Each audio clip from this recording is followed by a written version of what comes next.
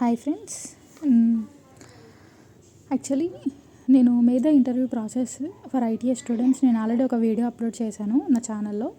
ఒకసారి మీరు ITS students ఫ్రెషర్స్కి ఒక మ్యానుఫ్యాక్చరింగ్ ఆర్గనైజేషన్లో ఒక ఎక్స్పీరియన్స్ రావాలి, ఒక ప్రోడక్ట్ బేస్డ్ కంపెనీలో ఒక ఎక్స్పీరియన్స్ రావాలి అనుకున్న వాళ్ళైతే ఒకసారి చెక్అవుట్ చేయండి. యూజువల్లీ ఎనీ గ్రాడ్యుయేట్ ఐటీఐ కానీ డిప్లొమా కానీ బీటెక్ కానీ కంప్లీట్ అయిన వాళ్ళు, గ్రాడ్యుయేషన్ కంప్లీట్ అయిన వాళ్ళు బేసిక్గా నా ఎక్స్పీరియన్స్ ప్రకారం ఒక ప్రోడక్ట్ బేస్డ్ కంపెనీలో వర్క్ చేస్తే వాళ్ళకి ఒక ఎంటైర్ ప్రోడక్ట్ జర్నీ, ఒక లైఫ్ సైకిల్ అనేది అర్థమవుతుంది. సో ఆ ఎక్స్పీరియన్స్ అనేది ఈవెన్ మనకు సర్వీస్ బేస్డ్ కంపెనీలో కూడా అది యూజ్ అవుతుంది. బేసిక్గా నా పాయింట్ ఆఫ్ వ్యూలో డిప్లొమా స్టూడెంట్స్ ఎక్కువగా ఒక ప్రోడక్ట్ బేస్డ్ కంపెనీలో వర్క్ చేస్తే అది ఎక్స్పీరియన్స్ అనేది డిఫరెంట్ టైప్ ఉంటుంది. Come on at least 5 years, at least 3 experience you better to gain from the product based companies and startups. Okay, actually మేధా ఇంటర్వ్యూ ప్రాసెస్ వచ్చేసి 3 stages ఉంటుంది. 1 is written test, second one is interview and third one is HR. Okay, written టెస్ట్కి వచ్చేసరికి 25 marks questions ఉంటాయి. ఈ 25లో మనకి 20 marks వచ్చేసి technical, 5 marks వచ్చేసి యాప్టిట్యూడ్ రీజనింగ్ ఉంటాయి. యాప్టిట్యూడ్ రీజనింగ్ 5 marks ఉంటాయి. మీరు అట్లీస్ట్ 25లో ఒక 20 తెచ్చుకున్న అంటే ఇక్కడ టెక్నికల్ ఒక 17 తెచ్చుకున్న, యాప్టిట్యూడ్ రీజనింగ్లో ఒక 3 తెచ్చుకున్న, అట్లీస్ట్ ఒక 20కి వస్తే మీరు క్వాలిఫై అవుతారనమాట. 20 marks మీరు ఇప్పుడు సపోజ్ డిప్లొమాకి వచ్చేసరికి మనకి ఈసీఈ, ట్రిపుల్ సిఎఫ్సికి చాలా తక్కువగా ఉంటాయి మనకి ఓపెనింగ్స్. బేసిక్గా ఈ 2 బ్రాంచెస్కి మనకి ఎక్కువ ఓపెనింగ్స్ ఉంటాయి. ఓకే,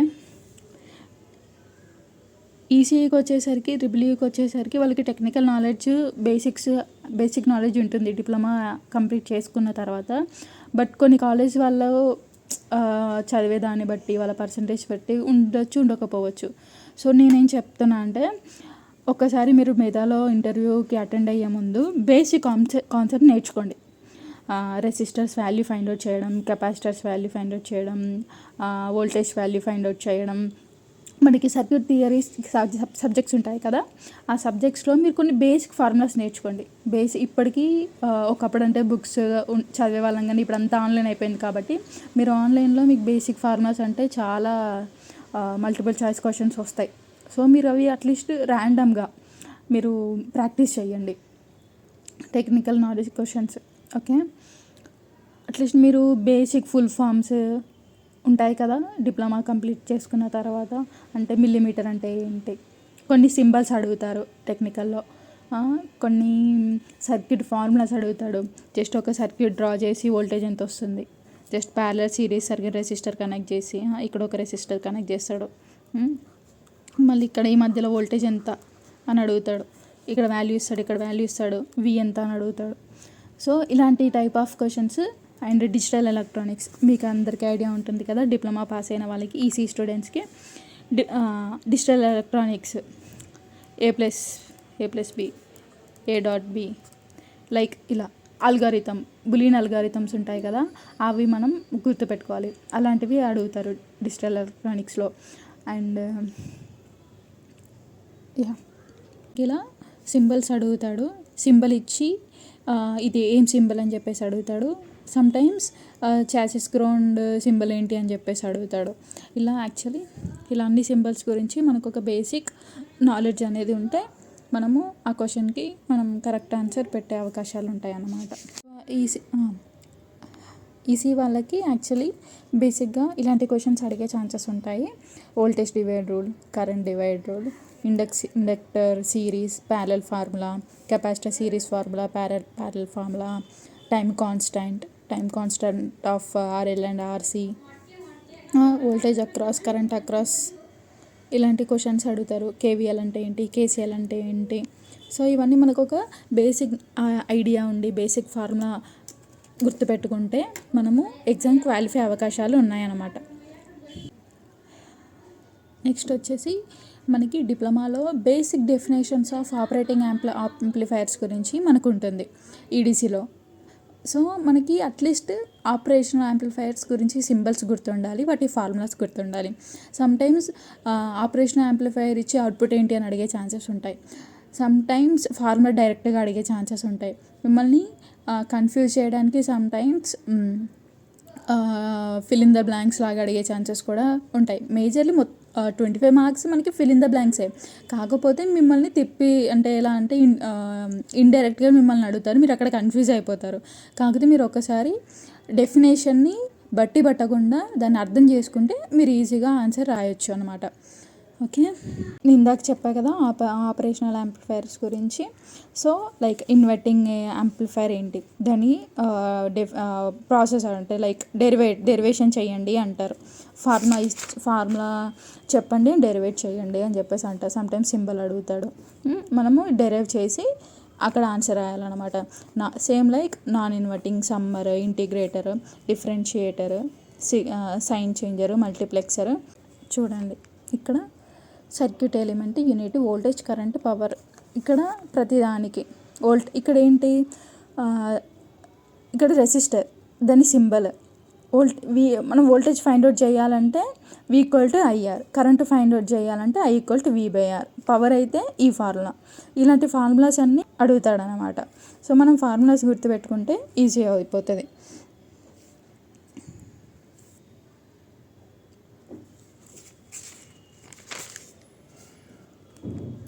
లైక్ చూడండి, నేను ఇక్కడ శాంపిల్ క్వశ్చన్స్ రాశాను అండ్ ఆన్సర్స్ కూడా నేను మీకు ఇచ్చాను. మీకు యూజ్ అయ్యే ఛాన్సెస్ ఉంటుంది, ఒకసారి చెక్అవుట్ చేయండి.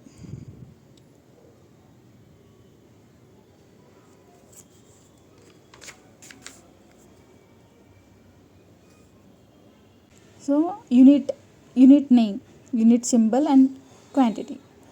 సో ఎలా అడుగుతాడంటే సమ్టైమ్స్ యూనిట్ నేమ్ ఇచ్చేసి దాని సింబల్ ఏంటి అని అడుగుతాడు. యాంపియర్ హవర్కి సింబల్ ఏంటి అని అడుగుతాడు. సింబల్ ఇచ్చి దీని యూనిట్ నేమ్ ఏంటి అని చెప్పేసి అడుగుతాడు అనమాట. బేసిక్గా ఈసీ వాళ్ళు 3 సబ్జెక్ట్స్ మీద మనకు ఒక నాలెడ్జ్ ఉంటే మనం ఈజీగా రిటన్ టెస్ట్ క్వాలిఫై అవ్వచ్చు. అది వచ్చేసి digital electronics, EDC, circuit theory. Digital ఎలక్ట్రానిక్స్కి వచ్చేసరికి ఇంతకుముందు చెప్పినట్టు Boolean formulas and AND gate, NOR gate, all gates of formulas and ఇవే మేజర్గా ఇవే అడుగుతారు ఈ డిజిటల్ ఎలక్ట్రానిక్స్ అయితే. ఈడీసీకి వచ్చేసరికి మనకి ఈడీసీలో టోటల్ ఎలక్ట్రానిక్ కాంపోనెంట్స్ గురించి ఉంటుంది కాబట్టి మనం అట్లీస్ట్ ఒక 10 కాంపోనెంట్స్ గురించి మీరు బేసిక్ ఫంక్షనాలిటీ, బేసిక్ డెఫినేషన్, అసలు దాని పర్పస్ ఏంటి, అది ఎలా వర్క్ చేస్తుంది, అండ్ దానికి డిసడ్వాంటేజెస్ ఏంటి, అడ్వాంటేజెస్ ఏంటి, యూజెస్ ఏంటి, ఎక్కడెక్కడ యూజ్ చేస్తారో, యూజెస్ మీన్స్ అప్లికేషన్స్. సో మీరు ఇట్లా ఎవ్రీ కాంపోనెంట్ అట్లీస్ట్ బేసిక్ ఒక 20 కాంపోనెంట్స్ గురించి మీరు నేర్చుకున్న మీరు ఇంటర్వ్యూ మంచిగా ఫేస్ చేయడానికి ఛాన్సెస్ ఉంటాయి మీకు. ఈవెన్ సమ్టైమ్స్ మనకు క్వశ్చన్స్ కూడా వస్తాయి, రిటన్ టెస్ట్లో కూడా వస్తాయి. ట్రాన్సిస్టర్స్ అడ్వాంటేజెస్ అట్లీస్ట్ ఒక 2-3 రాయమని చెప్పేసి, disadvantages, common mode rejection ratio, CMR. So CMRR full form ఏంటి, ఇలా అడుగుతారనమాట. ఆప్ యాంప్ క్యారెక్టరిస్టిక్స్ అడుగుతారు, వాల్యూస్ అడుగుతారు. And sometimes half wave rectifier formula ఏంటి, ఫుల్ వేవ్ రెక్టిఫైర్ ఫార్ములా ఏంటి, వేవ్ ఎలా ఉంటుంది. సమ్టైమ్స్ మనకి సర్క్యూట్ కూడా డ్రా చేయమంటారు, హాఫ్ వేవ్ రెక్టిఫైర్ది, ఫుల్ వేవ్ రెక్టిఫైర్ది. ఓకే, నెక్స్ట్ సర్క్యూట్ థియరీస్కి వచ్చేసరికి థెవెనిన్స్ థియరం ఉంటుంది కదా, ఆ ఫార్ములాస్ ఎలా ఎగ్జిక్యూట్ చేశారు, ఎలా థియరీ ఉంటుంది. మనకి థియరీకి చాలా ఎక్స్ప్లెనేషన్ ఉంటుంది.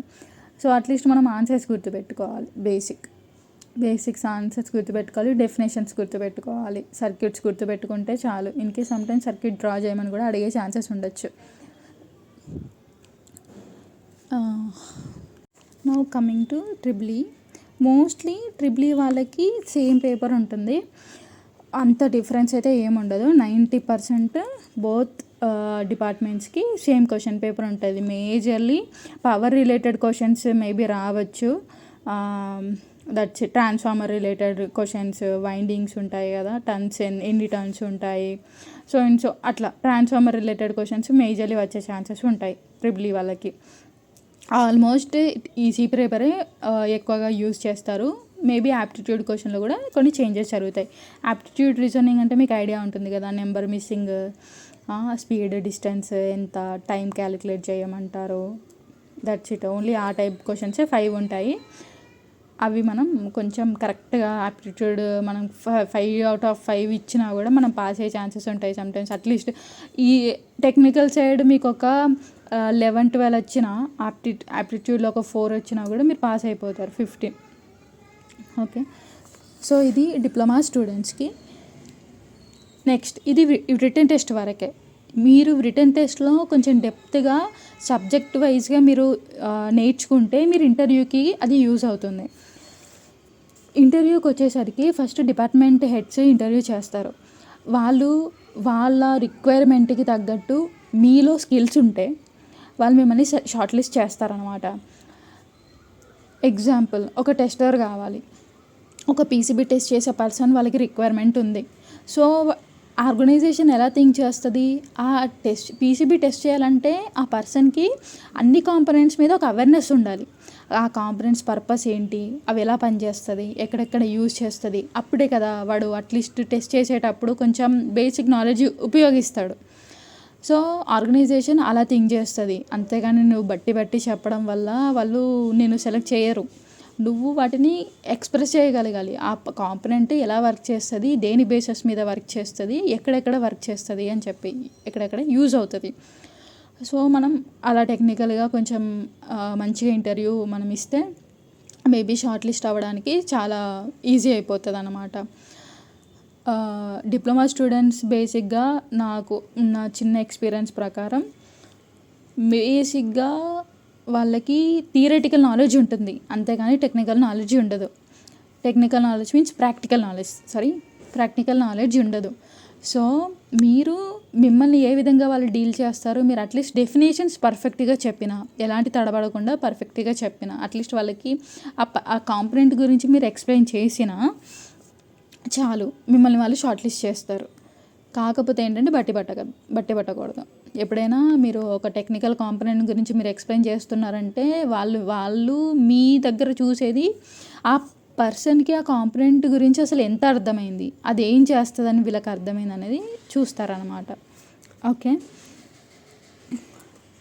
అండ్ నెక్స్ట్ స్టేజ్ వచ్చి ఇన్ కేస్ మీరు డిపార్ట్మెంట్ లెవెల్లో మీరు షార్ట్ లిస్ట్ అయితే, డిపార్ట్మెంట్ లెవెల్లో కూడా మిమ్మల్ని క్వశ్చన్స్ ఎలా అడుగుతారంటే క్వశ్చన్ పేపర్ మీరు ఎలా సాల్వ్ చేశారని కూడా అడగచ్చు. ప్రాబబ్లీ ఒక 50% అవే ఉంటాయి. అవి ఏంటి, మీరు వేటికైతే రాంగ్ ఆన్సర్ చేశారో, మీకు రాంగ్ మార్క్ వచ్చిందో, మీకు అసలు మార్క్సే పడలేదో, అప్పుడు ఆ క్వశ్చన్స్కి మిమ్మల్ని అడిగే ఛాన్సెస్ ఉంటాయి. అంటే నువ్వు ఎందుకు రాంగ్ రాసావు, అసలు నువ్వేమనుకున్నావు, నీ మైండ్లో ఏమనుకున్నావు అని చెప్పి. వన్స్ డిపార్ట్మెంట్ లెవెల్ ఇంటర్వ్యూ అనేది కంప్లీట్ అయితే మీకు ఇన్ కేస్ అక్కడ క్వాలిఫై అయ్యి డిపార్ట్మెంట్ హెడ్ మిమ్మల్ని నెక్స్ట్ స్టేజ్కి మూవ్ చేస్తారు. అది డైరెక్టర్ చేత ఇంటర్వ్యూ చేయబడుతుంది. డైరెక్టర్ లెవెల్లో కూడా మీరు క్వాలిఫై అయ్యి షార్ట్ లిస్ట్ అయితే మీకు హెచ్ఆర్ రౌండ్కి మూవ్ చేస్తారు. డైరెక్టర్ లెవెల్లో మీ పర్సనల్ గురించి అడిగే ఛాన్సెస్. ఈ director interview and HR interview complete అయిపోయిన తర్వాత మీకు వితిన్ 1 వీక్ ఆర్ 15 డేస్లో ఆఫర్ లెటర్ మీకు సెండ్ చేస్తారు జీమెయిల్కి. ఇన్ కేస్ రిక్రూట్మెంట్ ఎమర్జెన్సీ ఉంటే మీకు చాలా ఫాస్ట్గా మీకు ఆఫర్ లెటర్ వస్తుంది. లేదు కొంచెం డిలే జరిగితే మీకు ఆఫర్ లెటర్ రావడం లేట్ అవ్వచ్చు. Thanks for watching. Please subscribe my channel and like and share. మీకు ఇంకా ఎలాంటి క్వైరీస్ ఉన్నా, డౌట్స్ ఉన్నా ఇంటర్వ్యూ ప్రాసెస్లో, రిటన్ టెస్ట్లో, please comment on comment section. Thank you.